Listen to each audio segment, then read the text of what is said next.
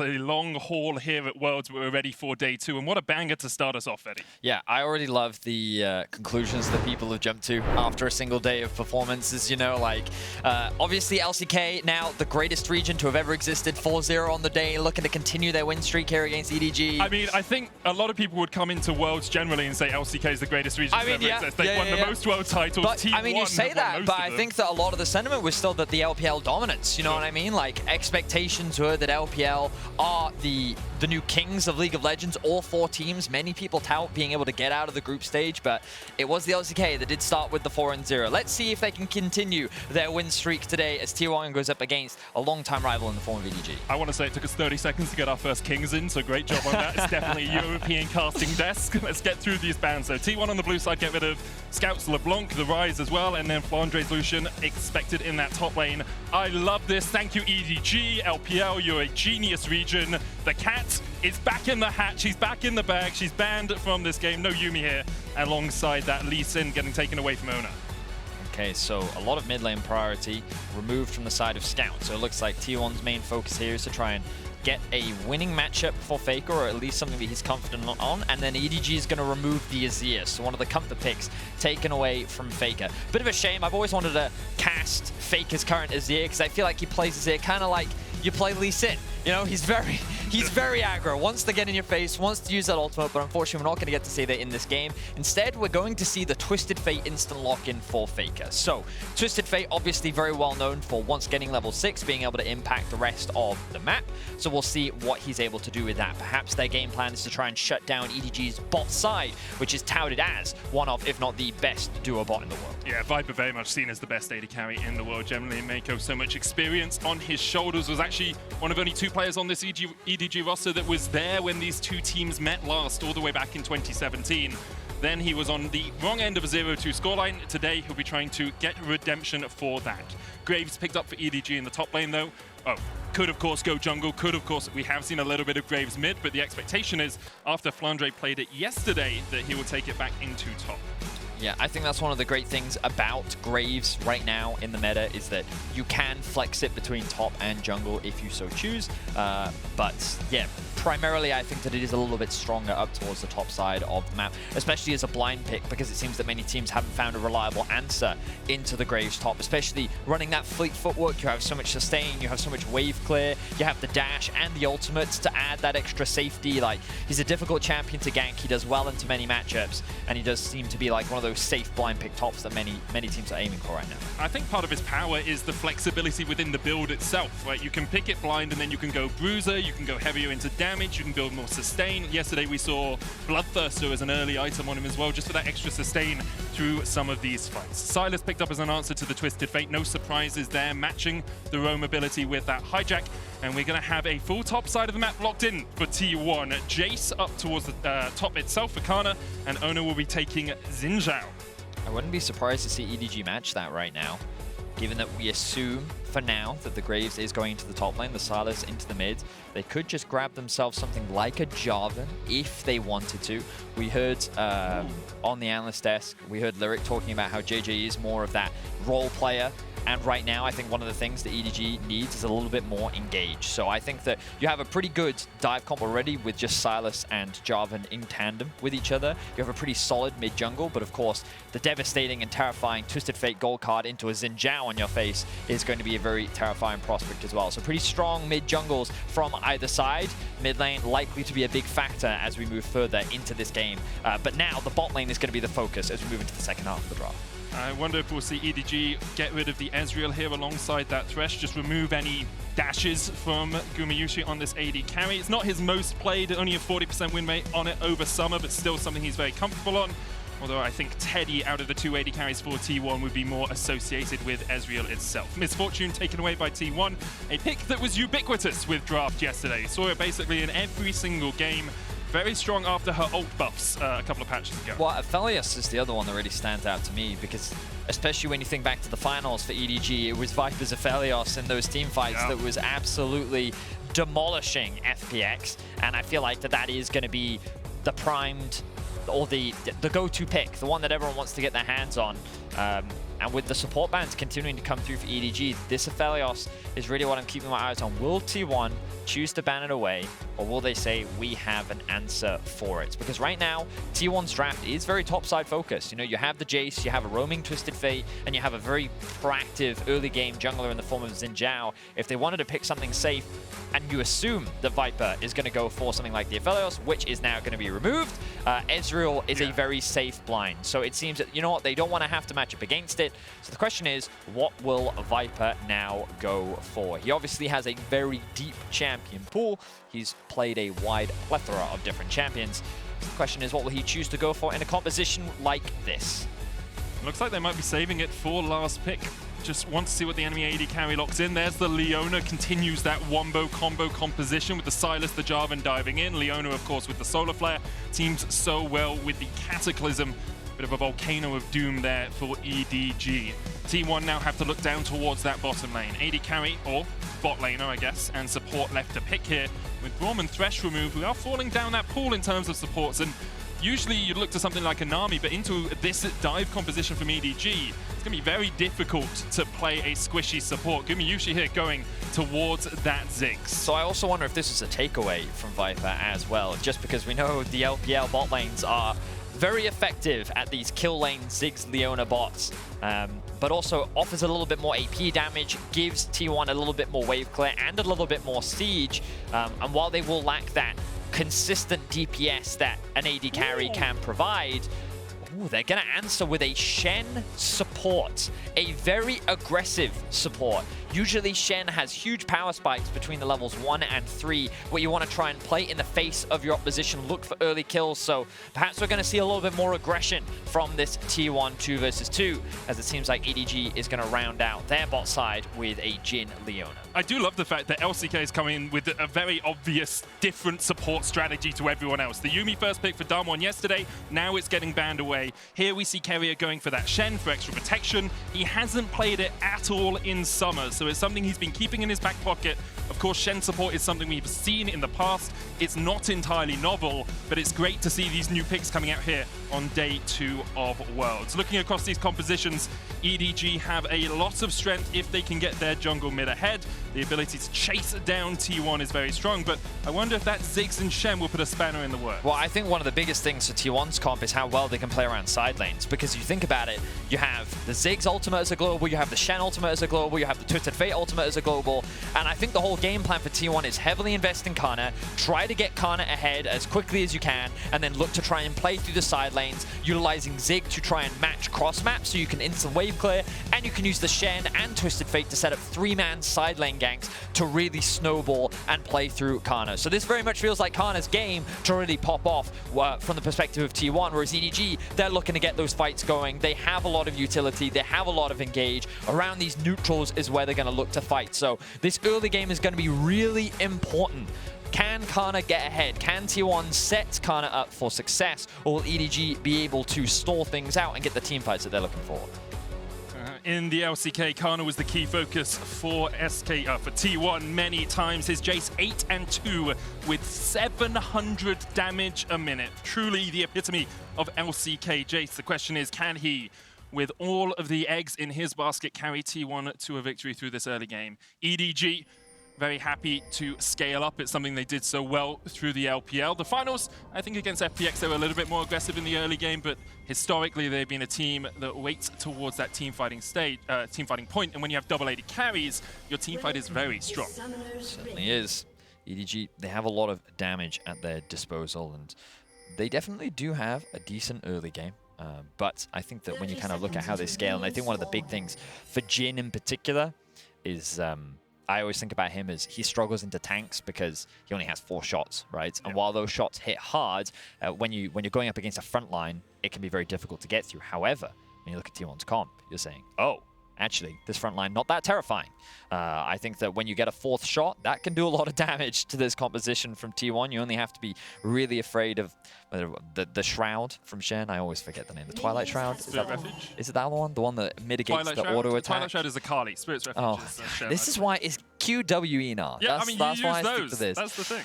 Anyway, the thing that blocks auto attacks from Shen is basically the only thing that Viper really needs to be afraid of. Anyway, jungle pathing is always funny to me because I was talking to Keria about this, and he was like, yeah, so Oner almost exclusively does a full bot clear into top side gank. Okay. And he does it pretty much every single game. And it looks like he's going to do the same thing again. Now, of course, we talked a lot about the draft and how typically he does want to try and invest into Canna early. So it shouldn't be that surprising. But you can see that pings from EDG are coming down. They have information. And because Gumayusi and Keria also assisted with the pull, this will give Viper and Meiko the ability to get that early push. Meanwhile, Jiejie isn't going to have a leash, so he's going to solo clear. He's going to be a little bit behind Oner, but it looks like he's going to look to match, except doing mirror on the other side, going from top side to bottom. The T1 bot lane knew that this is what you buy into when you pick Ziggs Shen on the bottom side of the map. Yes, you can trade, and Shen does have some windows, and Ziggs does have some windows, but most of the time, you're going to be standing back. You're just going to be farming against this Jhin Leona, just letting them push into you.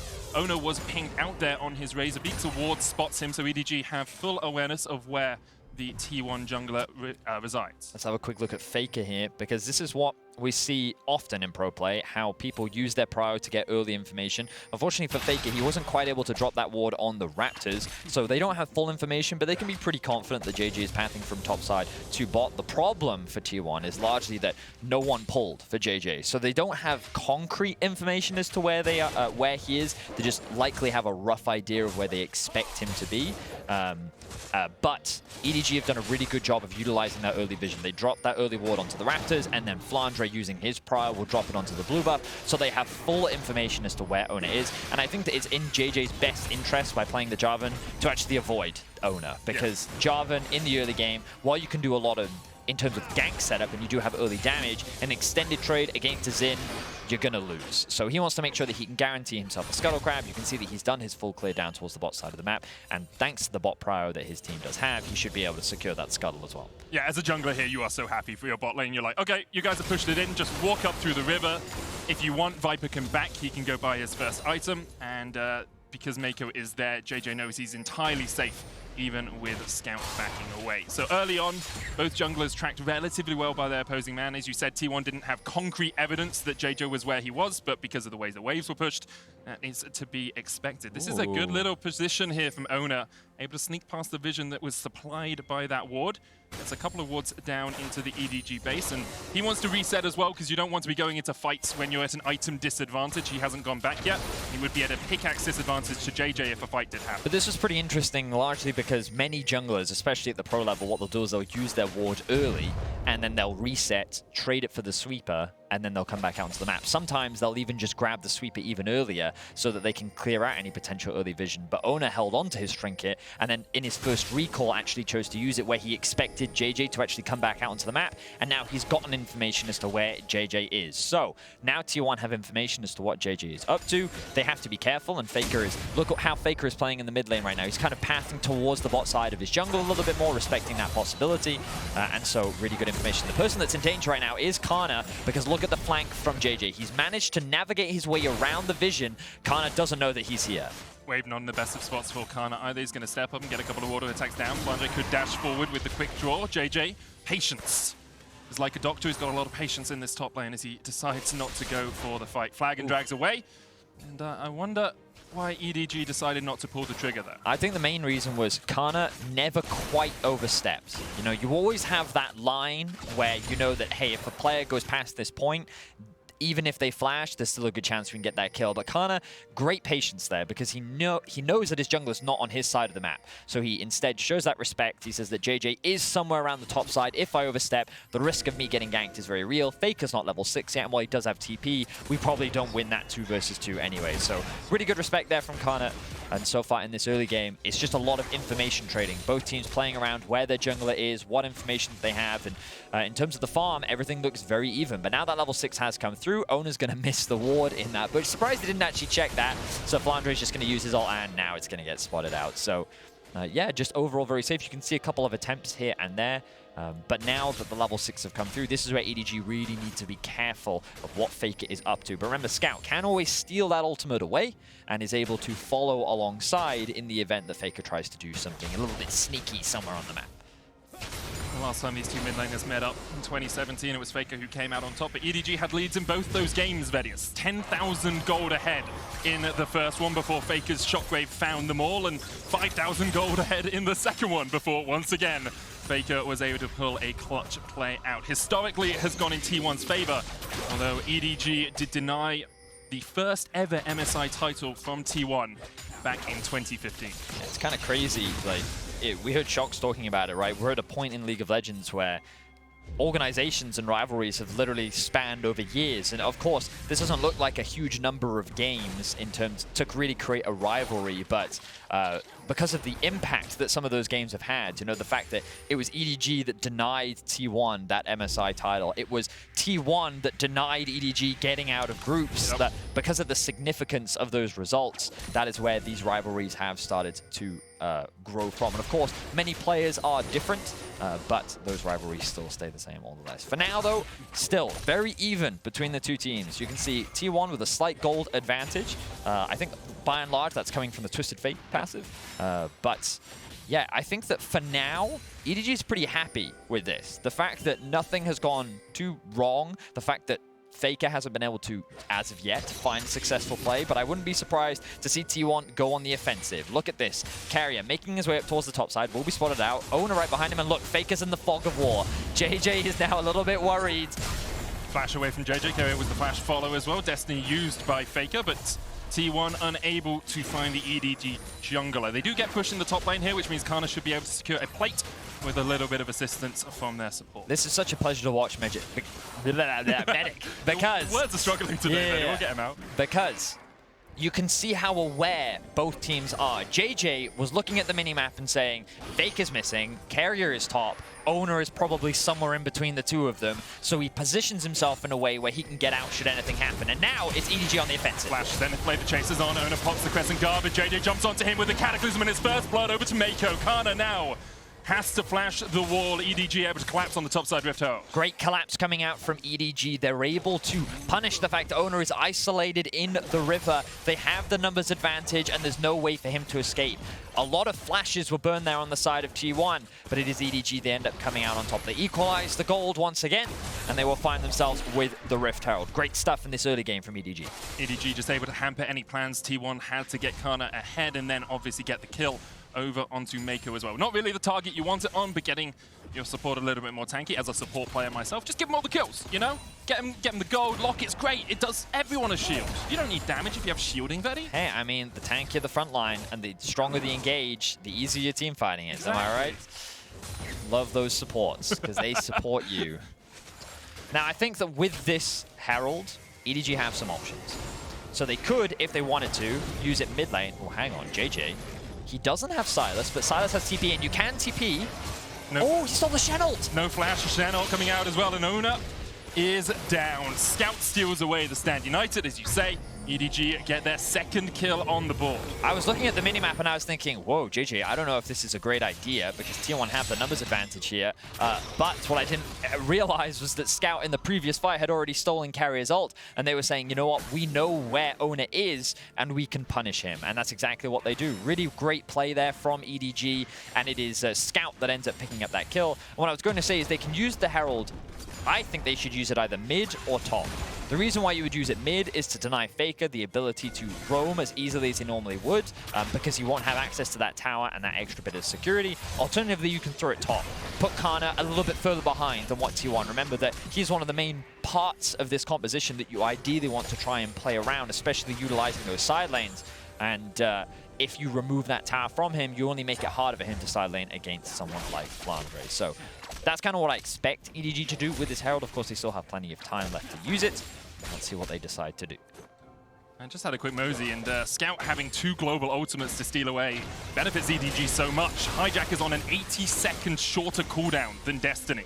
So if Scout steals away the Destiny, then 80 seconds later, he can steal away the Stand United. He's on both sides of the map at the same time a lot of this game, and becomes very difficult for T1 to make those objective plays. Destiny coming out onto the top side. Jiejie underneath the tower with Flandre. He's going to try and defend. There's the Destiny. FAKER underneath the tower. Smoke screen stops him from locking in the gold card.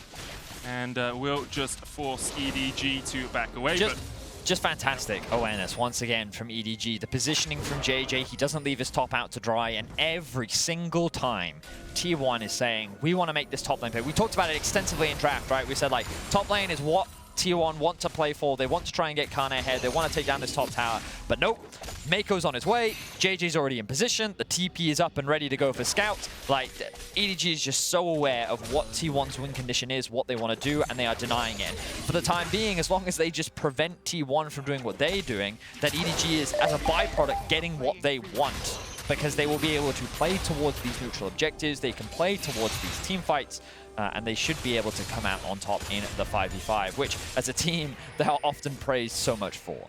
Yeah, team fighting is absolutely sublime. Jiejie still has that Rift Herald as well, Vedi. It's about a quarter of its cooldown left, 2 minutes before plates fall, but the Rift Herald will expire before that. So it looks like he is just going to put it down in the mid lane. Scout steals away the Destiny. Faker's still half of its way before it comes back off cooldown. So EDG can just get this charge in. Scout waiting in the wings to make sure the Rift Herald gets in, make sure he gets the gold, and because of that, EDG about 1,000 gold ahead. Meiko once again moving away from the bottom lane. Both of the AD carries, or the bot laners with the Ziggs and the Jhin, have been left a little bit on an island as their supports look to make plays on the rest of the map.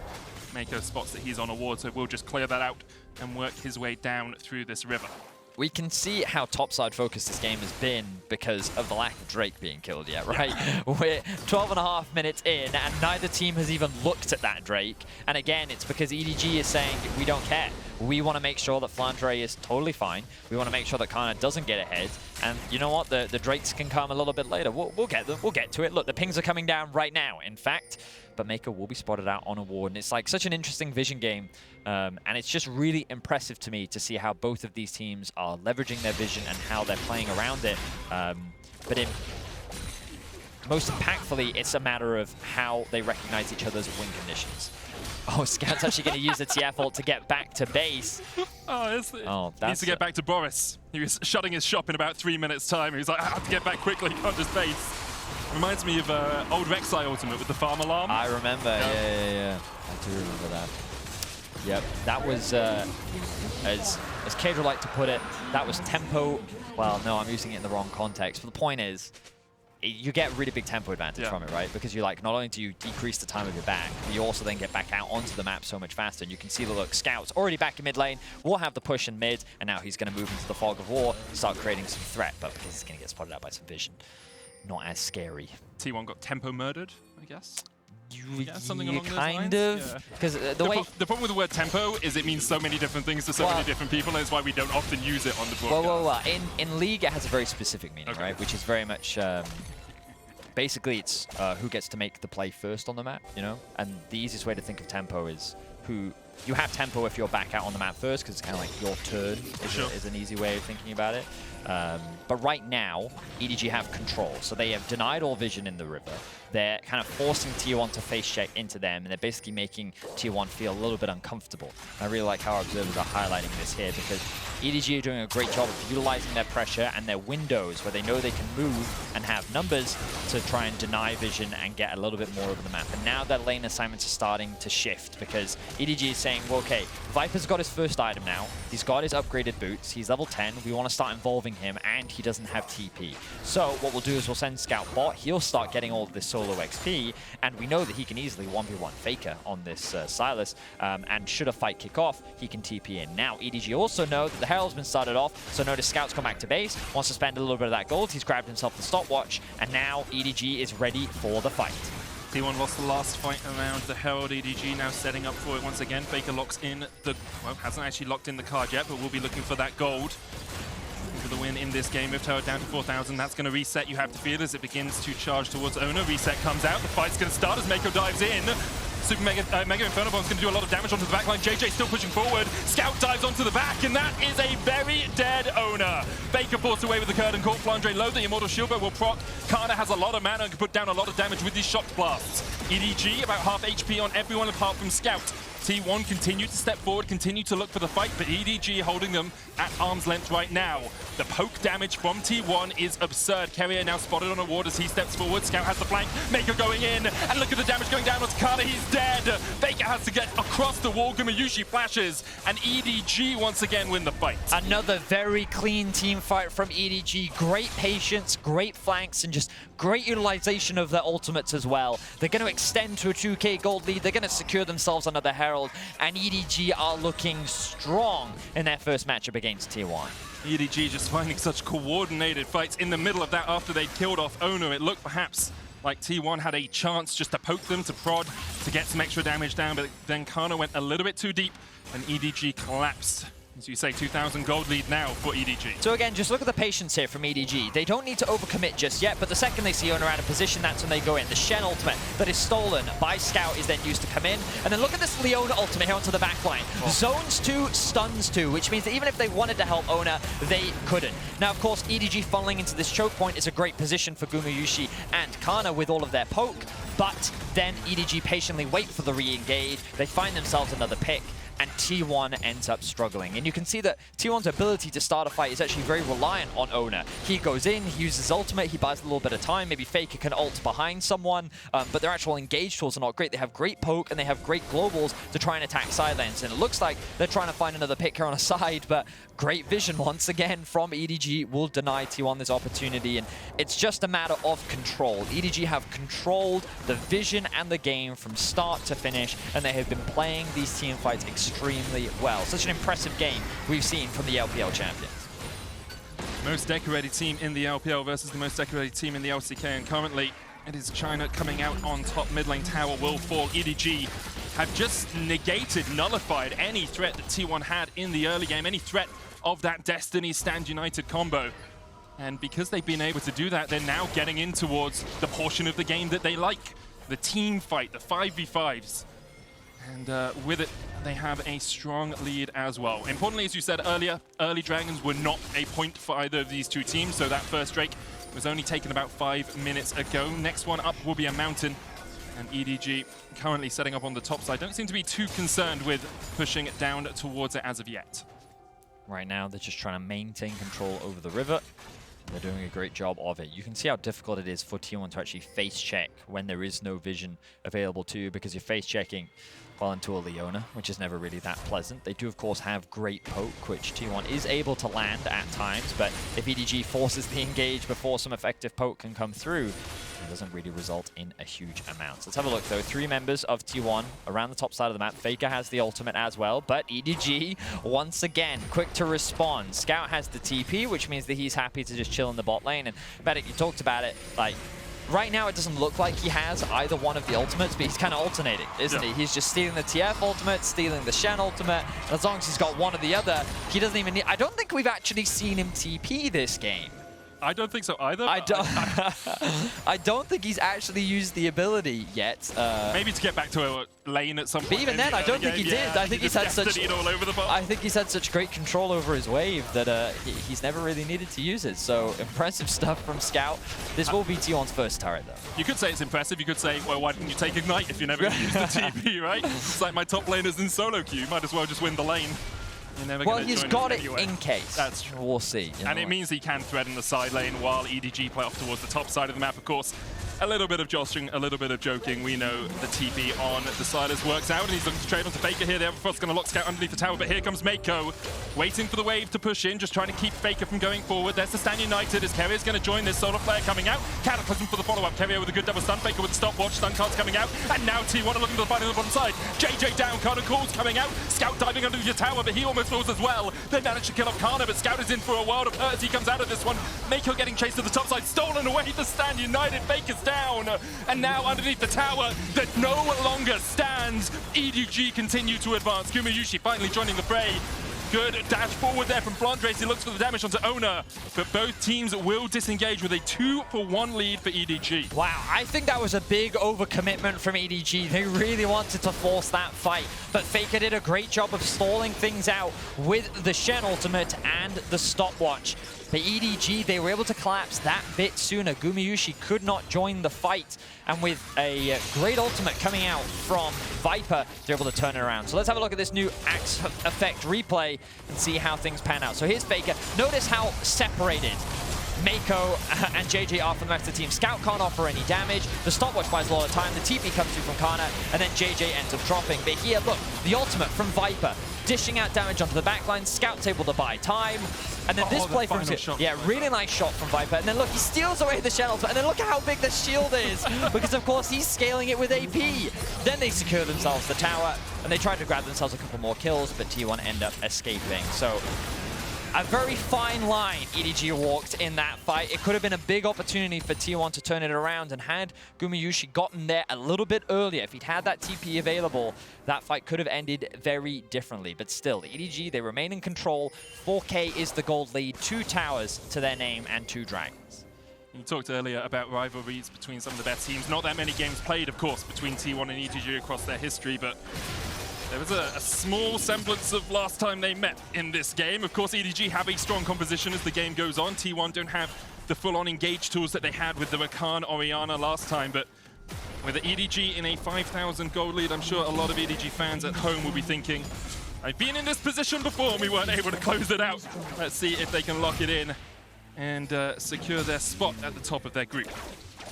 I mean, I feel like I know the history, you know, of EDG, and the analyst did a great job of summarizing it too. EDG have had a lot of expectations on their shoulders, and they've been considered favorites in the past, and then it was always in the group stage where they would often show weakness, and then they could never quite get past the quarterfinals, right? But this EDG feels different, man. It feels different. They feel like This is the biggest caster curse you could ever lay on a team. If they go 0-5 from here on out, we'll see them keep doing it. Oner's going to get chased down. They're all of EDG able to collapse, and perhaps they do feel a little bit different. They killed the T1 jungler, and then they look up towards the Baron. It's just this game, in my opinion, has just been a great demonstration of really high-level lead for EDG. They have such a clear understanding of T1's win conditions. They played around vision extremely well. They've taken smart fights, and I think that the bot fight was probably the most aggressive that they have been so far this game, and could have been that window. But now they've started off the Baron. Meiko caught out. Yeah, down to half HP. Scout's coming in with the TP. Here comes the curtain call. Faker looking for Meiko, but he's locked up with the solar flare. Faker still gets the stun card outside. United's going to keep him alive for the moment. Scout trying to get across the wall. T1 still trying to fight this one. They have stopped the Baron being taken, and that is the most important point. Canna, no TP, but he is still in the middle of this fight. Oner respawns, and he's going to rejoin the fray as quickly as he can. EDG will back away, and Faker and T1 did a great job there of stopping the Baron from happening. TP is coming in. T1 might look just to start this one off immediately. They know EDG alone. There's a window here, thanks to the fact that Scout has already used his TP, and many EDG members are low on HP, so T1 see this is an opportunity, given that Oner's now back on the map, to force a successful fight. Let's see if it works out.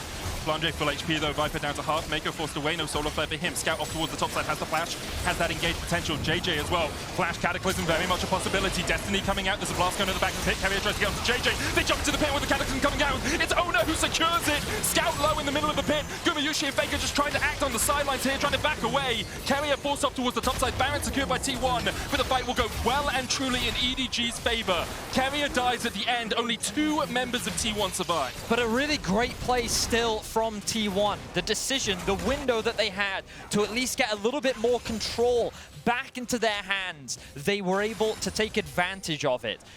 The fact that Oner had just respawned, the fact that they knew that so many EDG members were low, they had a small window where they could force this. And yes, it was a flip, but I feel like that T1 were in a position where they had to take this flip. This was the best case scenario for them. And while EDG, look, Faker and Gumayusi get separated from the fight.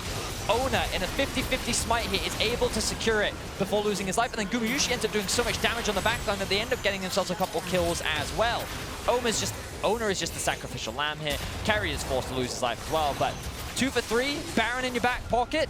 If I'm T1, I'm pretty happy with that. And only 30 seconds before it, Vedius was talking about how great the map play was for EDG. So T1 do get the Baron, Red Bull Baron power play up and available for them. EDG now with 3 Drakes. Cloud Soul is the possibility, and it wouldn't be an LCK versus LPL game without a Cloud Soul on the horizon. So I think what happened was they got that pick onto Oner. So EDG's like, let's do Baron. Yeah. Problem is, you're doing Baron against Pokemon. And so T1 recognized that, and they don't overcommit, but EDG used it as an opportunity to force a fight. Hey, we have a numbers advantage. We didn't burn a lot to get that kill onto Oner, so let's force Baron to force them to come to us, and then we re-engage on them. But T1 patiently navigated their way around the fight. They don't get hard engaged on, and because Oner is now back onto the map and EDG have no HB bars, T1 then see a window where they can force the Baron. So it was one of these things where I think EDG did the right thing, and I think they had the right idea in mind. It was just that in the execution, they couldn't quite pull it off. They couldn't quite get what they wanted to happen, and so then T1 pounced. And that's why I think this is such a great game, because you can see that both these teams are playing at a very high level. They have a really good understanding of the windows that they need to take advantage of, and they are doing just that. T1 now trying to close the gold gap that they find themselves in. They secure themselves another tower, and while they still find themselves at a 3k gold deficit, look at that. Gumayusi actually has the most gold in the game right now. Yep.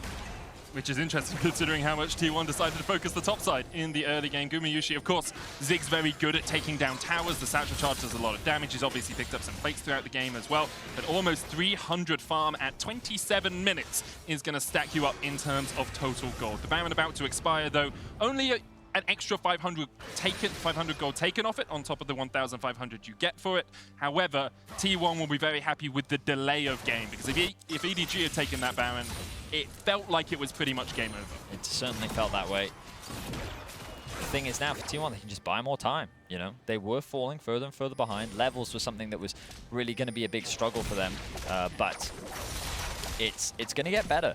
And one of the cool things about Xin Zhao into Jarvan is that Jarvan kind of falls off later on into the game, because all he really is a knock-up and an ult. He doesn't really have kill threat on many people, because a lot of his damage comes from his passive, and then there's a cooldown. Whereas Xin has his ultimate, which mitigates so much damage and can tank a lot, and can just act as a pretty effective frontline. So in terms of the junglers, even though Oner is 1-5, he's still going to offer a lot of value just with these two items in isolation. So it's one of those things where I look at T1's comp and I'm like, well, if they can take advantage of their poke, if they can actually look to try and find picks on a side lane, the fact that Gumayusi is now level 16, we've got an interesting game on our hands, because what felt like a clear one-sided affair for EDG, T1 have found a narrow way back into the game, and now they have options.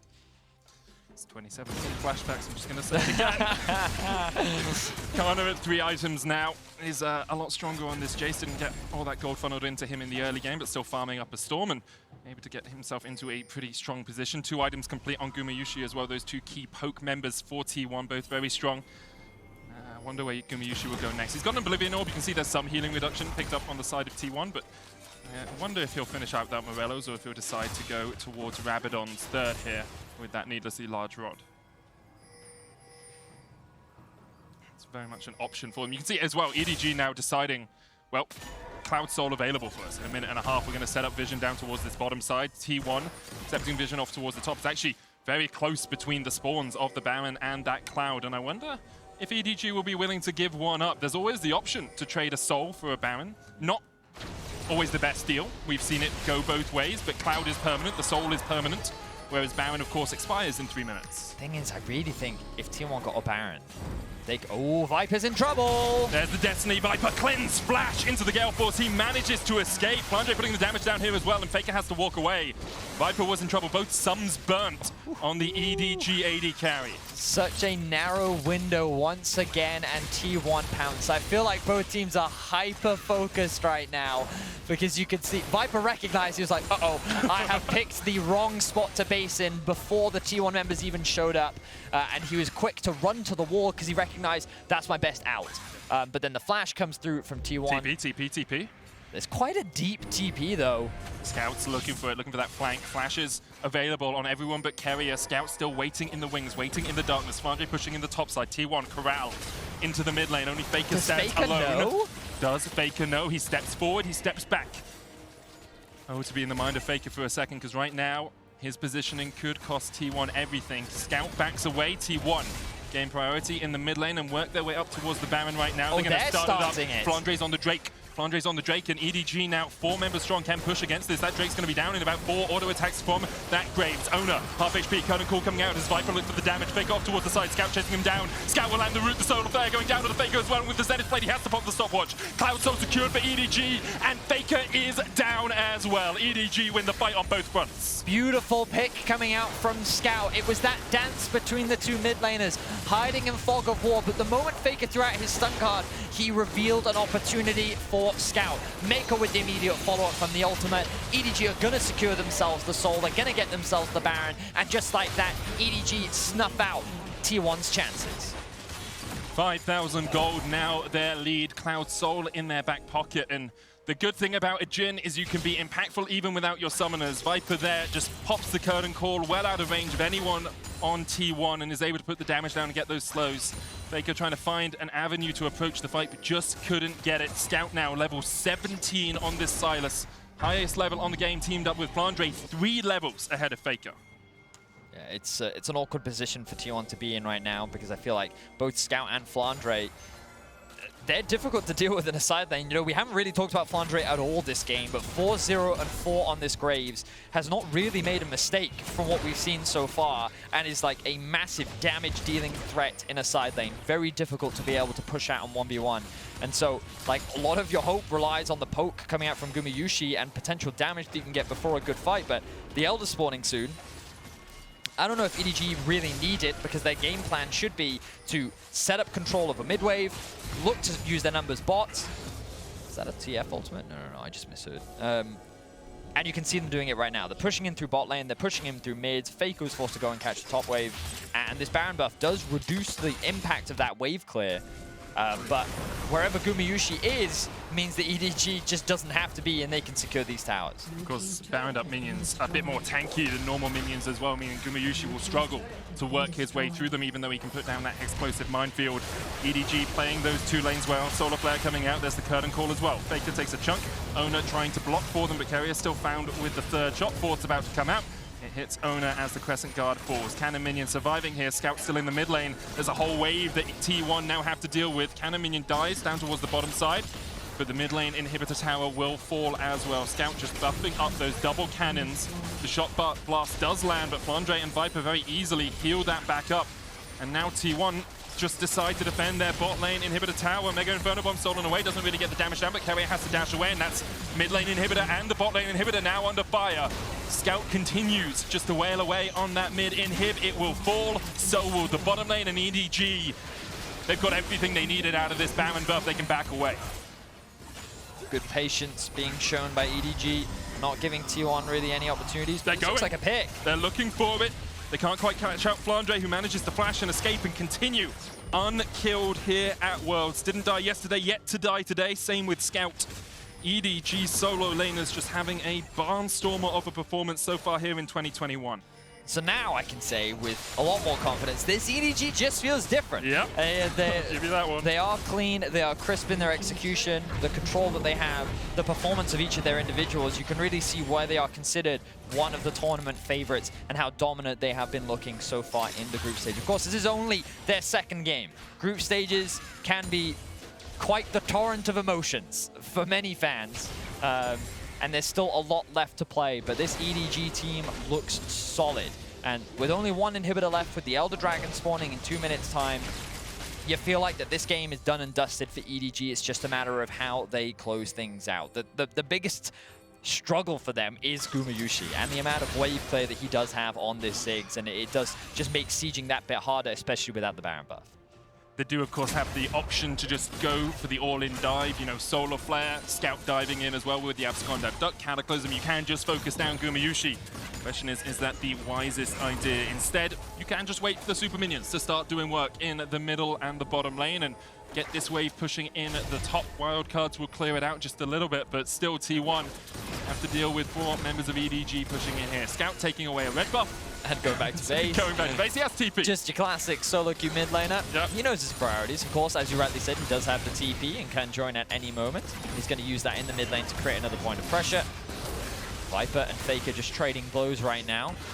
I love the rapid fire cannon on Graves, because it means you can do what they just did to FAKER without having to be that short range, you know, shotgun AD carry that Graves so often is. Flandre just chipping away at FAKER, forces him to go back. Destiny available for T1, but are they going to pull the trigger? Are they going to look for a final fight in this game? Because you have to feel if those super minions in the bottom lane get any closer, it's going to be very difficult. Curtains open as EDG look for an encore of the last fight, and they will once again just force T1 back. T1 unable to find their fight, unable to find a moment, a gap in the armor of EDG, and now with 3 inhibitors down, T1 very much on their last legs.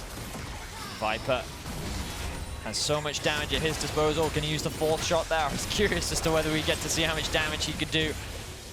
But EDG, they're going to respect it. They know that if they overcommit and they die, they lose Elder. And that is not something that they want. So they're going to be happy with their 3rd inhibitor. They're going to make their way back towards the Elder. Or are they going to set up a trap? Oner caught out, rooted immediately. Crescent Guard will come out. There's a stopwatch as well. Scout is on the longest of flanks here, and Oner is able to flash away Keria. Forced out by Scout. The chains come down, and Scout's on a rampage.